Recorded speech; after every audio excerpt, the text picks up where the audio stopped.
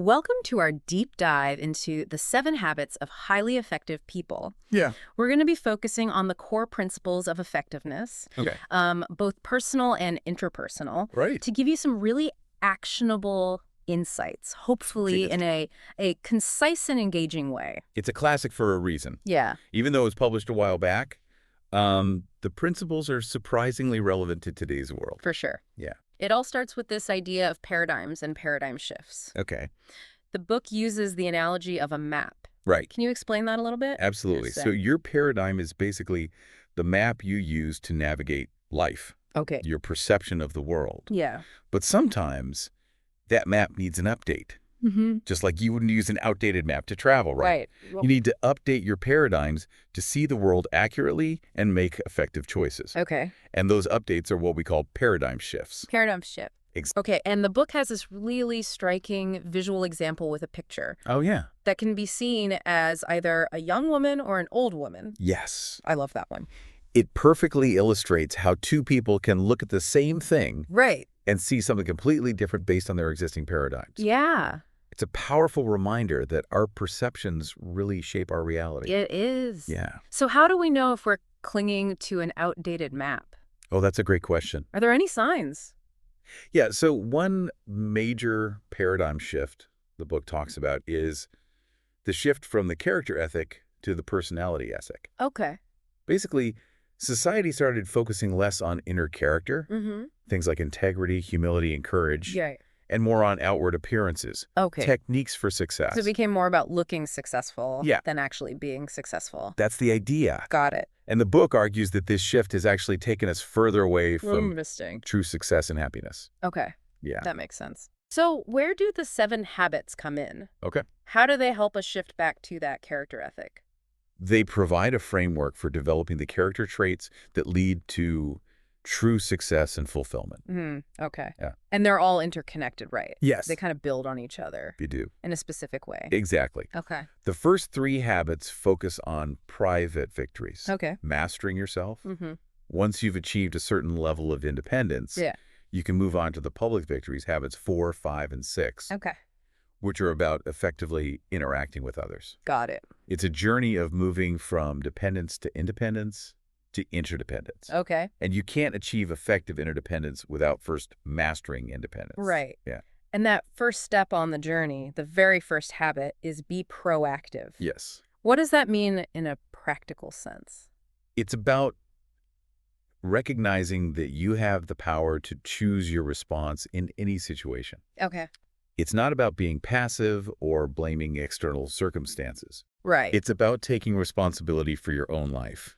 And the book uses Viktor Frankl's experience in a concentration camp Yes. to illustrate this. That's right.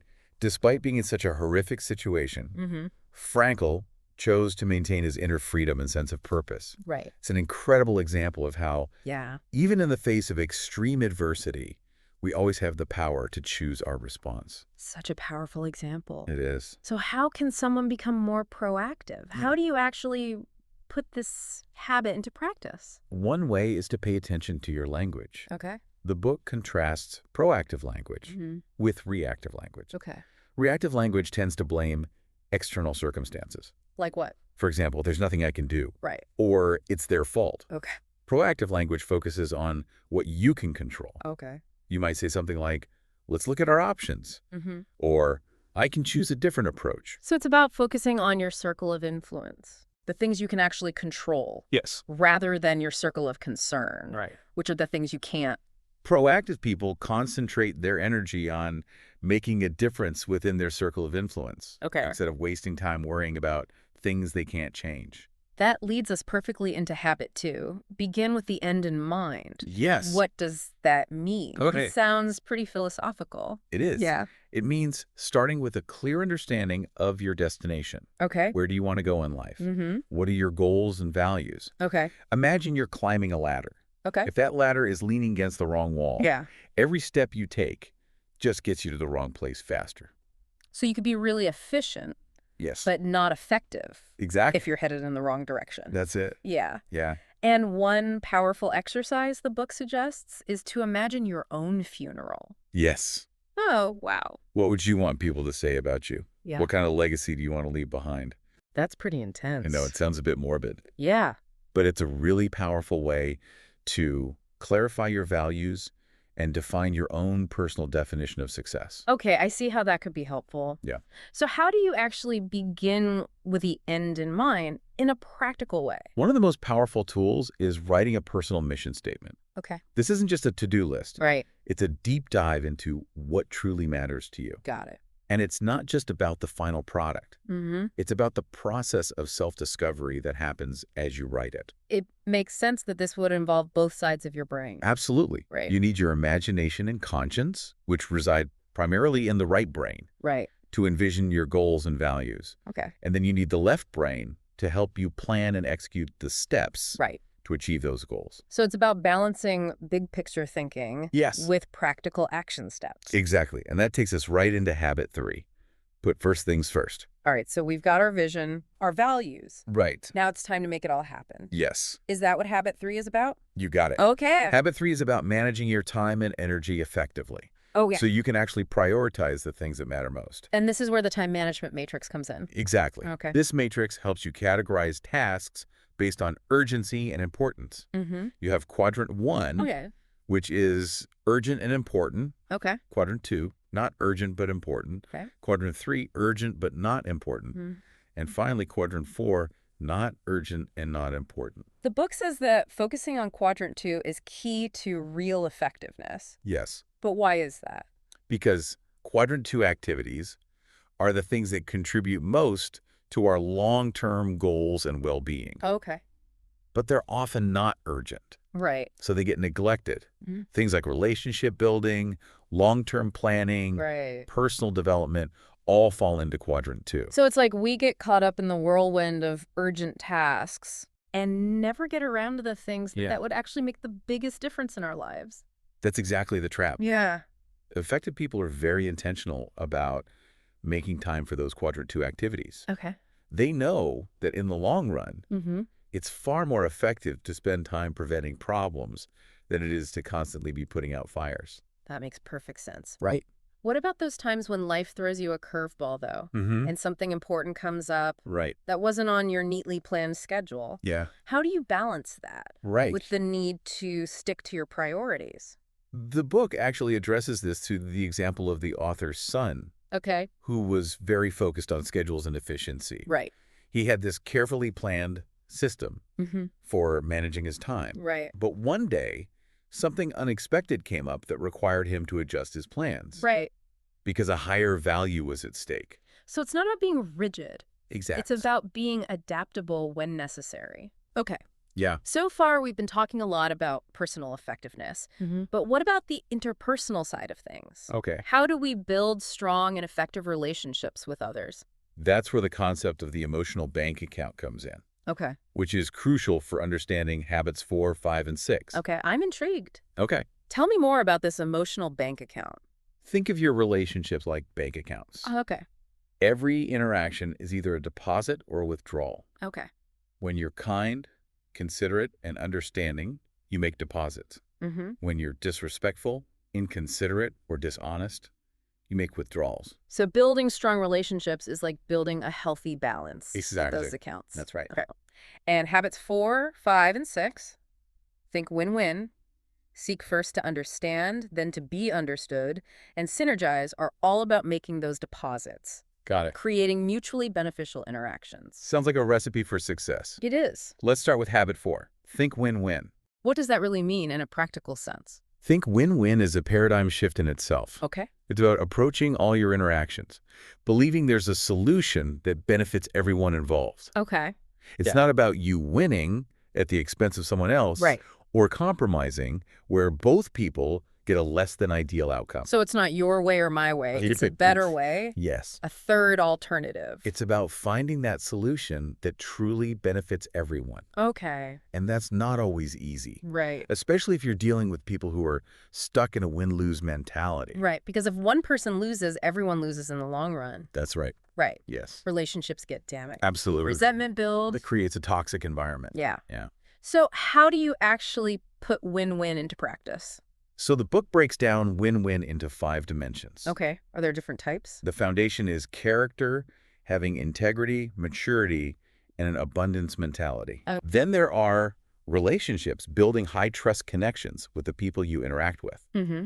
Next comes agreements, Okay. clearly defining desired results, guidelines, resources, accountability, and consequences. Wow. Then we have systems, Okay. ensuring the organizational structures and rewards support win-win. Okay.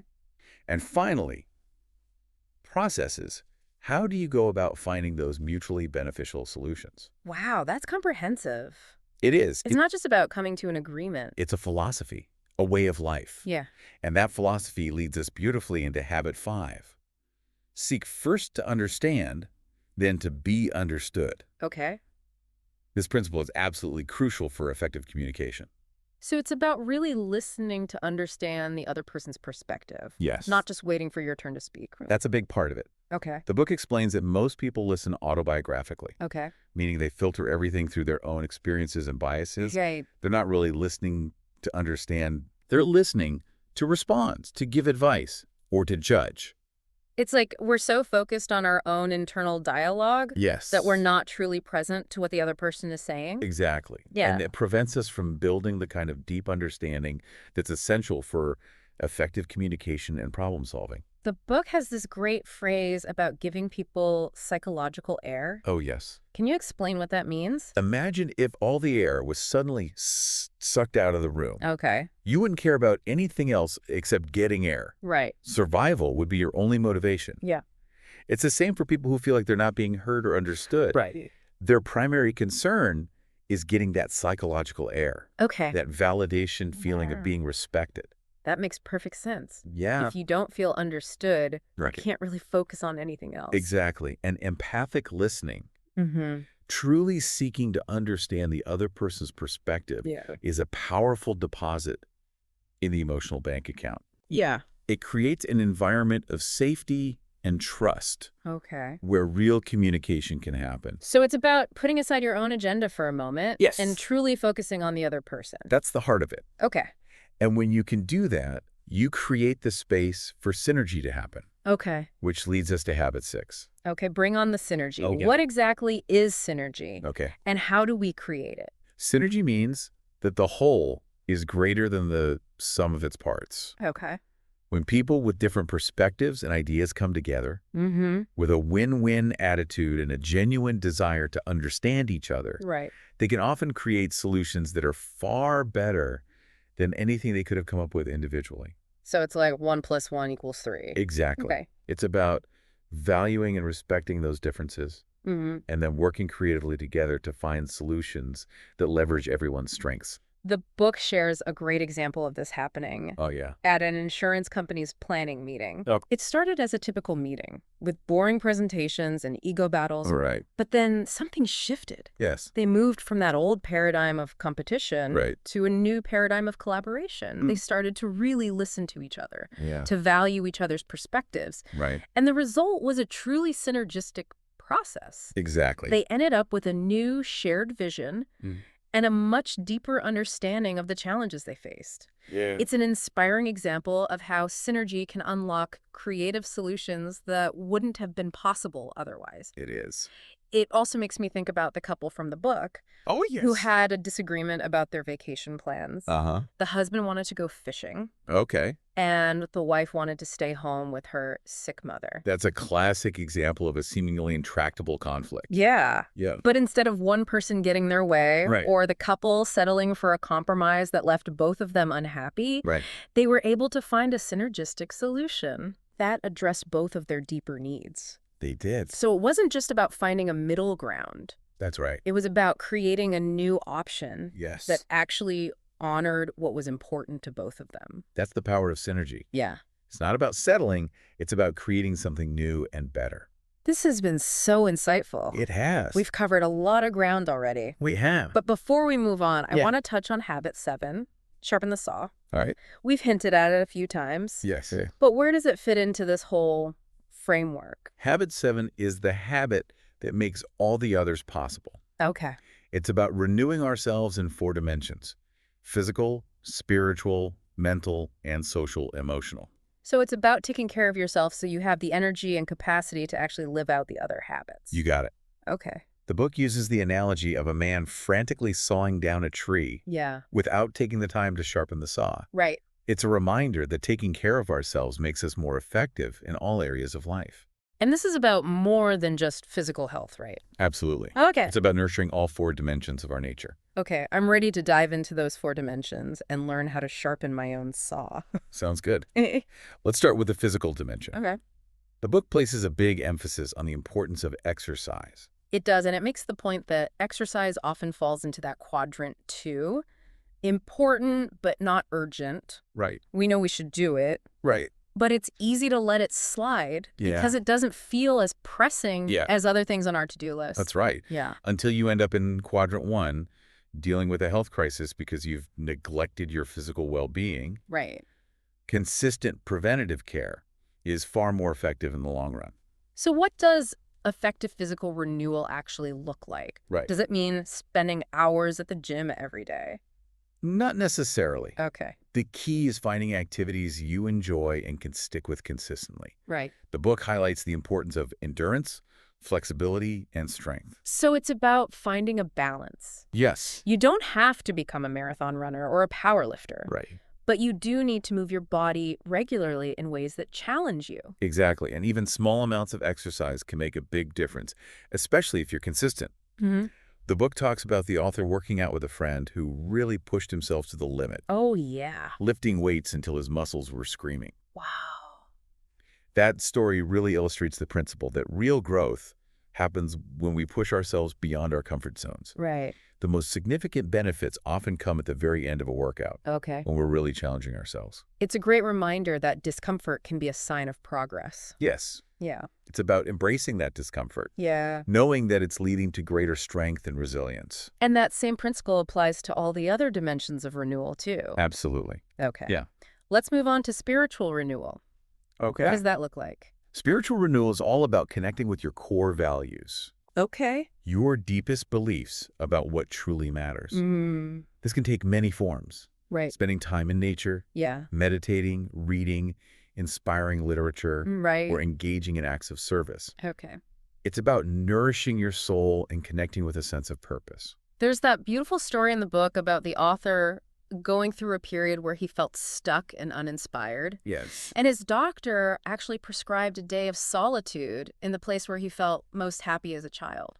It's such a powerful reminder that we all need to disconnect from the busyness of life sometimes and reconnect with ourselves Yeah. to remember what brings us joy and what truly matters to us. And the doctor gave him these 4 prescriptions to open at different times throughout the day. Oh, yeah. Right. Right. And each one prompted him to reflect on a different aspect of his life. That's right. He reflected on his gratitude, his motives, his memories, and even his worries. And the experience ultimately led him to the realization that as long as he was focused on serving others, he knew he was on the right path. It's such a powerful reminder that true fulfillment comes from aligning your actions with your values. Right. And focusing on contributing to something larger than yourself. And that really ties into the idea of being principle-centered. Absolutely. Right. When your life is grounded in correct principles, Yeah. you have this solid foundation to draw upon, and you're less likely to get swept away by the winds of circumstance. So spiritual renewal is about strengthening that inner core. It is.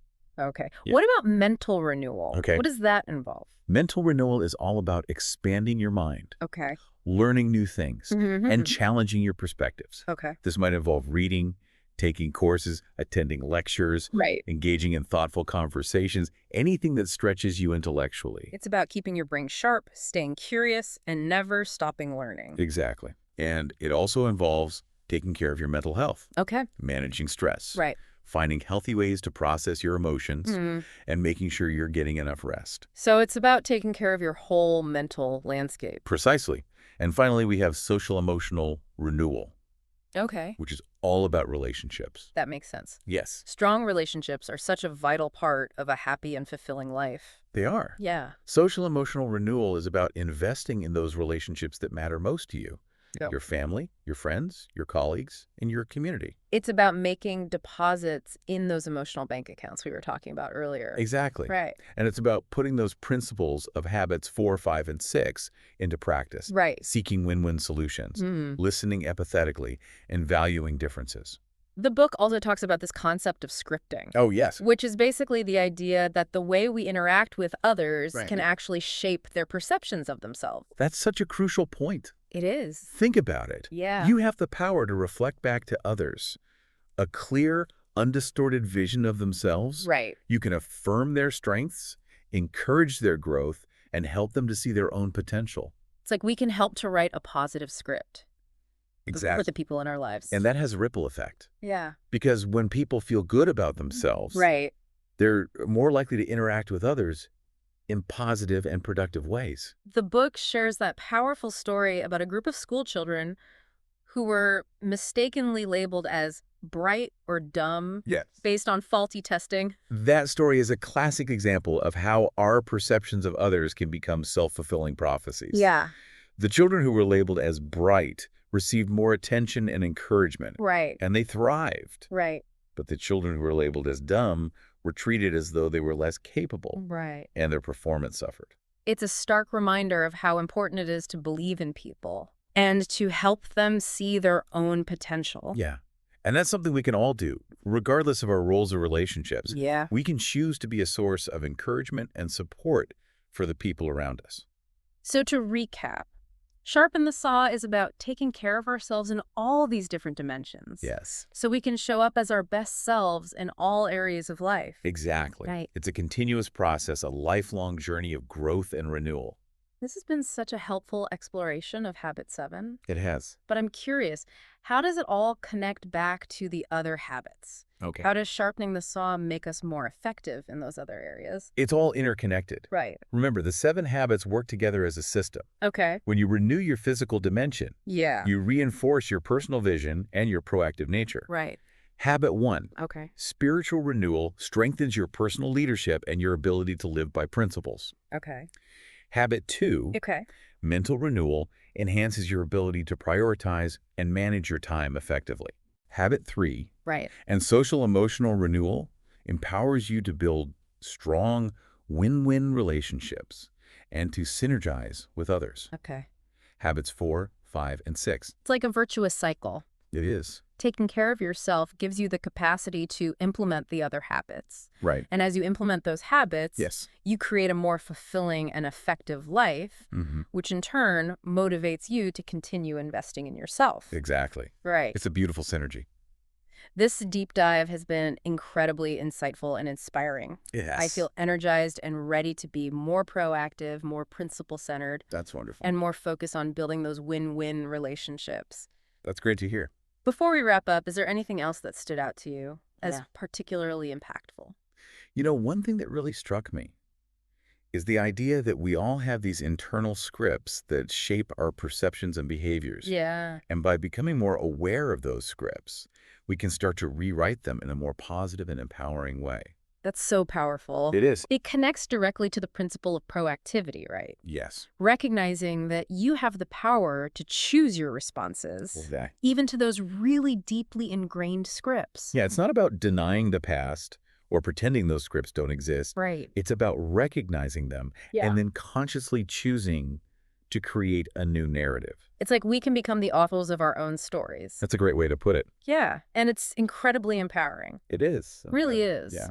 And it makes me think about the maturity continuum, that journey from dependence to independence to interdependence. Okay. It seems like becoming more aware of our scripts is a key part of that journey. Absolutely. Right. When you're in a state of dependence, you're often living out the scripts that have been given to you by others, your Right. parents, your teachers, society, etc. Right. As you move toward independence, you start to question those scripts and develop your own values and principles. Okay. And then as you become interdependent, you can share those values and principles with others Right. in a way that creates synergy and mutual benefit.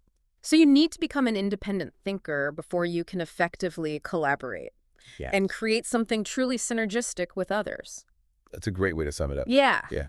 This whole conversation has really sparked a desire in me to revisit my own personal mission statement. Oh, good. I think it's time for an update. That's fantastic. Yeah. And remember, it's not just about writing the statement. Right. It's about the process of reflecting on your values and your vision for your life. Yeah. It's about really taking the time to connect with what matters most to you. And then, of course, it's about aligning my actions with those values. Yes. It's about making sure my ladder is leaning against the right wall. Exactly. And as you go through that process, make sure to tap into both sides of your brain. Right. The creative, intuitive right brain and the logical, analytical left brain. Right brain for the vision. Yes. Left brain for the execution. You got it.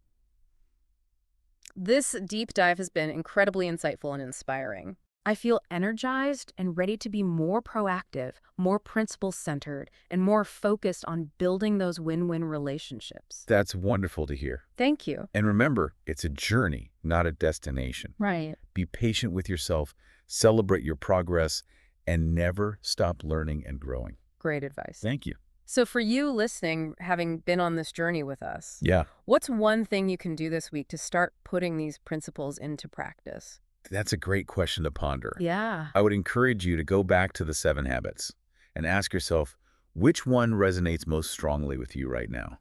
Mm-hmm. What's one small step you can take this week to implement that habit in your own life? That's a perfect challenge to leave you with. It is. Start small, focus on one habit, and watch the ripple effects spread through your life. It's all about those small, consistent actions, Yeah. those daily private victories that ultimately create a more fulfilling and effective life. Well said. Thank you. This has been such an enriching deep dive. Thanks for joining us. It's been my pleasure. Until next time, keep learning, keep growing, and keep striving to live a life of principle-centered effectiveness.